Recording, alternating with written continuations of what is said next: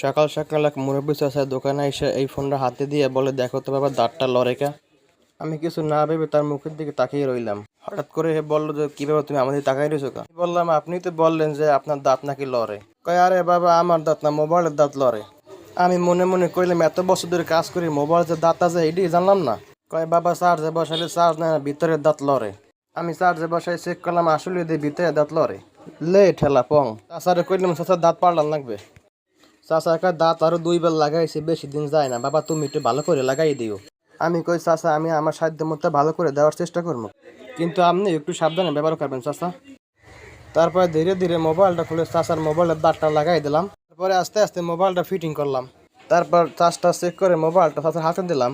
পরে চাচা পকেট থেকে বাইর করে 50 টাকা আমার হাতে দিল। পরে আমি চাচারে বললাম, চাচা দাঁত লাগাই 100 টাকা করে। পরে চাচাকে আমার কাছে টাকা নাই, তোমারে দোয়া করলাম।